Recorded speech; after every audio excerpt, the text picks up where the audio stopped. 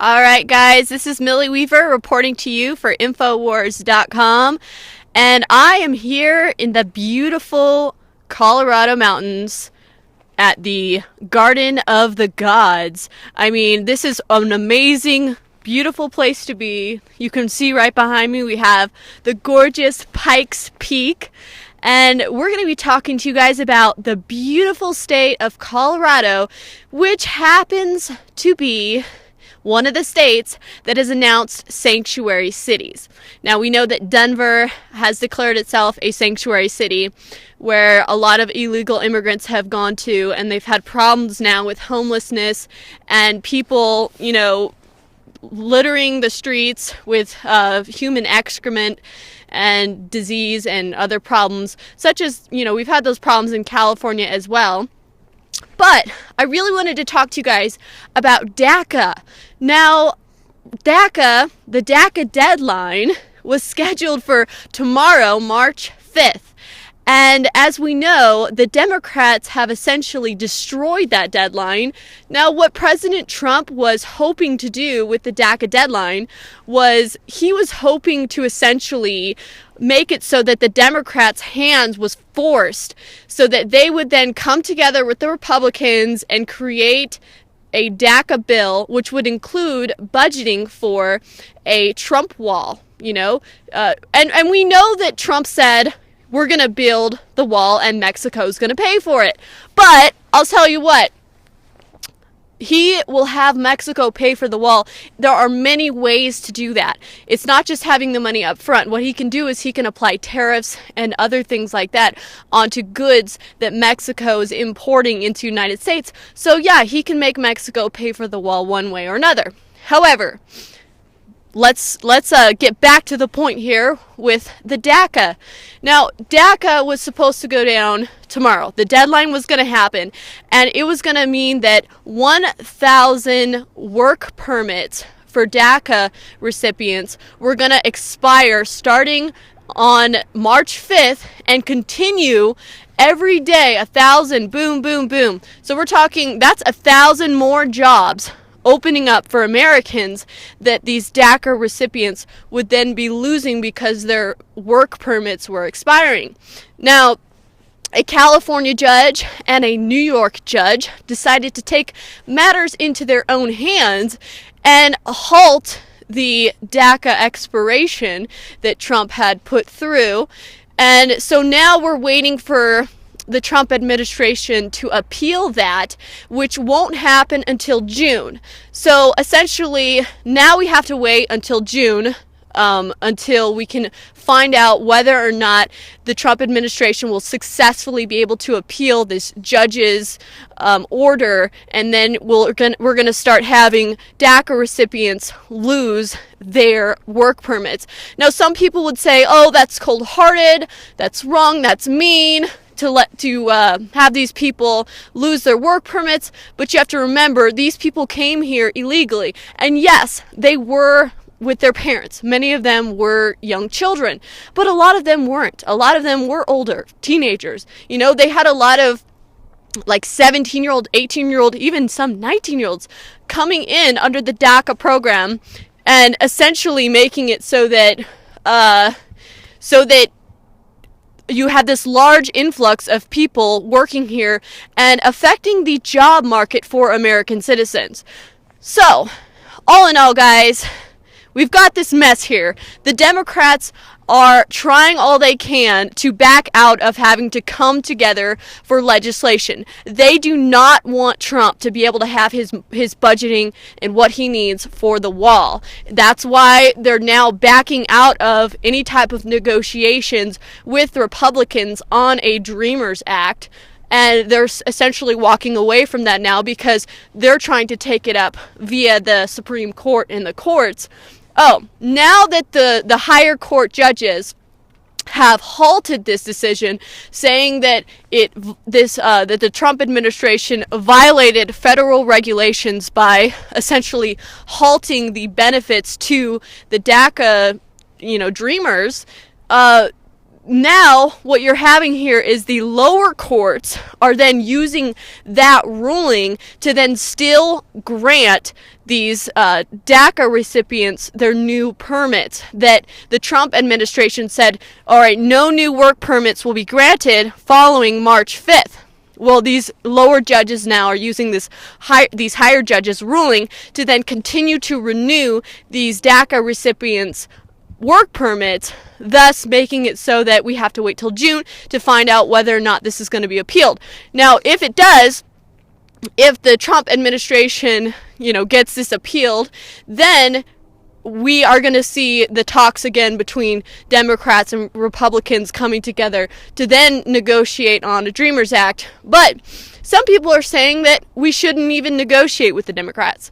Some people are saying that this was unconstitutional to begin with, that it was illegal to begin with, and that Obama, having granted amnesty, did so illegally, and that we should not grant amnesty to any of these people because they were here illegally to begin with in the first place.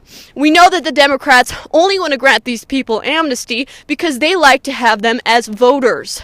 So that's why they're doing everything they can to push this back so that you can continue to have these amnesty workers renew their work permits until June. Well, gee, I wonder if they're going to try to keep and drag this thing out until after the midterm elections. That's what I'm hoping is not the case. I'm hoping that the Trump administration will get this appealed at the higher court levels, and that we're going to start to see some of these DACA recipients to start losing their ability to renew, which will then force the Democrats to come together and have a discussion about this DACA Act. And let's talk about building the wall. Let's talk about more budgeting for the security. We need to allow our border security to operate inside the United States and to make those arrests locally within states. Now, a large percent, actually about 40% of visa overstays are actually the main cause of the large amount of our illegal immigration population. You wouldn't believe it, but that's one of the number one things. People come here, they get a visa, and they just overstay. Well, that's one of the things that Democrats have criticized, saying, well, what's the use of a wall if people can come in here on visa overstays, and then within the United States, nobody's going to be deporting them. And you're going to have places like Colorado, as beautiful as it is, you're going to have Democrats all coming here deciding that this is going to be a sanctuary city and give refuge to people illegally, unconstitutionally, that are not United States citizens, and essentially violate the law. And it makes for a hard situation here. And that's why we need to talk about, all right, I get it. We don't want to have a lot of these DACA people here. A lot of people think, hey, it's not right to allow these people to come and stay. Their parents came here illegally. They benefit off the system. They were able to work under the table, not have to pay taxes. And essentially, they took advantage of the situation. Many of these DACA kids went off to universities. They got scholarships because they could qualify under, whatever diversity group they were under. And so people are upset. They're not happy about it. But I'll tell you one reason that we might want to talk about coming together on this with the Democrats. One reason is that it's going to be hard to try to get everyone to vote to get that budget and that law through so that we can get more financing for that internal security so that we can actually combat the problem of visa overstays as well as the wall. We need a wall, and I agree with Trump. It needs to get bigger, it needs to get taller, it needs to get stronger, and yeah, we need to put some barbed wire and some electricity in that fence to protect our borders, because we do not want cartels coming through here causing problems. I know that Colorado has had some cartel problems. They've also had some heroin problems out here, which a large amount of that is due to the cartels. And I'm just going to say, they recently had a heroin bust up in Denver just recently.